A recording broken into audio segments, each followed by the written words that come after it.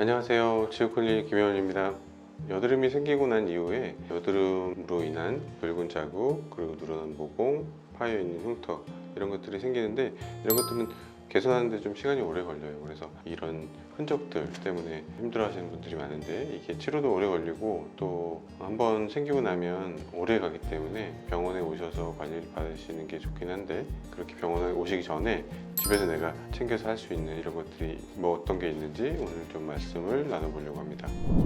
여드름이 생기고 나면, 여드름이 가라앉고 나서 붉은 자국이 남는데, 이거는 여드름이 생길 때 염증 때문에 혈관들이 많이 모여서 생긴 붉게 보이는 현상이고, 그리고 파여있는 흉터는 여드름이 생기고 나서 그 염증이 가라앉고 여드름이 있었던 자리가 흉터 조직, 섬유 조직으로 대체가 되면서 파여있게 되는 그런 걸 여드름 흉터라고 합니다.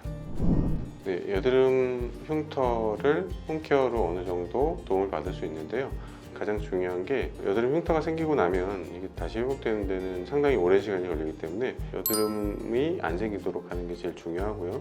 그리고 여드름이 생겼을 때는 최대한 빠른 시간 안에 가라앉을 수 있도록 하는 게 중요합니다. 그리고 여드름이 생겨서 압출을 하고 난 뒤에는 그 압출로 인해서 파인 부분에 새살이 잘 차오르도록 해야 흉터가 생기지 않게 할 수 있기 때문에 밴드, 우리 시중에서 많이 판매할 거예요. 그런 하이드로콜로이드 밴드를 붙여서 새살이 차오르는 걸 좀 빨리 원활하게 이루어지도록 하는 게 흉터를 예방할 수 있는 방법입니다.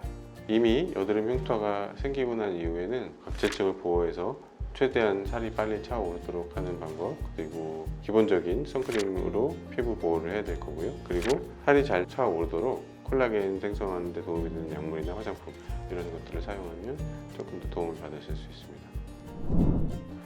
모공은 피지가 나오는 통로이기 때문에 피지 분비량이 많으면 많을수록 모공이 계속 넓어진 상태로 유지가 되기 때문에 피지 분비량을 좀 줄여주는 게 넓어진 모공을 좀 수축하는 데 도움이 됩니다. 그래서 피지 분비량을 줄이는 방법으로는 비타민 A 유도체 성분들이 들어가 있는 물질들이 있어요. 그런 물질들을 도포해주는 방법, 그리고 많은 피지 분비량 자체는 좀 배출이 원활하게 되도록 해줘야 돼서 각질을 잘 제거해서 피지 분비가 막히지 않고 원활하게 잘 제거해주는 게 모공이 늘어나는 걸 예방할 수 있는 방법입니다. 그리고 마지막으로 피지를 잘 세척해주는 것도 중요한데, 클렌징 오일이나 밤을 이용해서 피지를 기름에 잘 섞이게 한 뒤에 클렌징 폼으로 마무리를 해주면 피지가 더 잘 제거돼서 피지 분비가 원활하게 배출되고 또 축적돼서 막혀서 모공이 다시 늘어나는 걸 막아줄 수 있는 데 도움이 됩니다.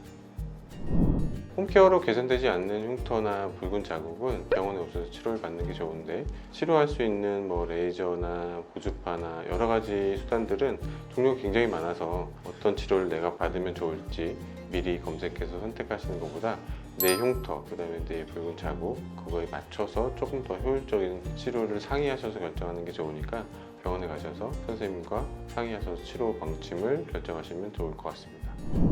파여있는 흉터를 치료할 때는 피부 표면을 일정 부분씩 박피를 해서 파여있지 않은 부분들을 조직 재생시키도록 유도하는 박피성 프락셔널 레이저도 있고요. 그리고 요즘에는 비박피성 프락셔널 레이저도 많이 있고요. 비박피성 프락셔널 레이저는 피부 표면에 손상을 주지 않고 열자극만 줘서 조직을 재생시키도록 하는 그런 레이저라고 생각하시면 됩니다. 그리고 또 그거 이외에 시크릿이나 포텐자나 이런 바늘 고주파, 니들 RF라고 하는데요. 그런 치료들도 도움이 되고, 주사 시술, 여러 가지 그 조직 재생하는 데 도움이 되는 그런 주사 물질들을 주입해줘서 흉터 조직이 차오르게 하는 그런 역할을 하는 것도 있고, 서브시전이라고 밑에서 흉터 조직을 잡아당기고 있는 그런 섬유 조직을 끊어내는 그런 치료의 의미도 있어서 주사 시술도 꼭 같이 병행을 하시면 단독으로 하시는 것보다 조금 더 효과가 배가 되실 수 있습니다.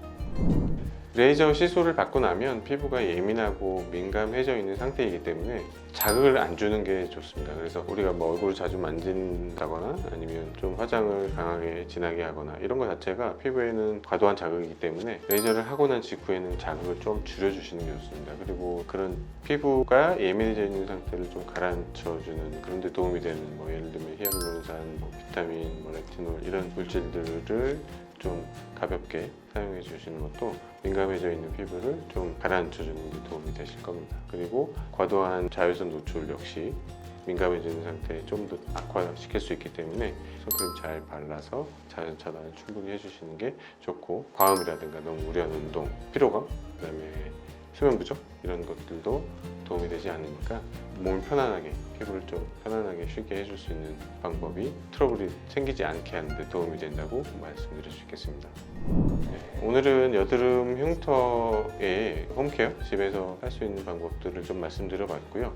여드름 흉터는 기본적으로 회복하고 치료하는데 오랜 시간이 걸린다고 알고 계시면 좋을 것 같고, 그래서 그거가 생기고 나서 치료하려고 하면 많은 시간과 노력과 비용이 들어가요. 그래서 될 수 있으면 흉터가 생기지 않도록, 여드름이 안 나면 가장 좋고요. 여드름이 나도 여드름이 흉터로 이어지지 않도록 해주시는 게 좋을 것 같습니다. 오늘 이상 지우 클리닉 김혜연이었습니다. 감사합니다.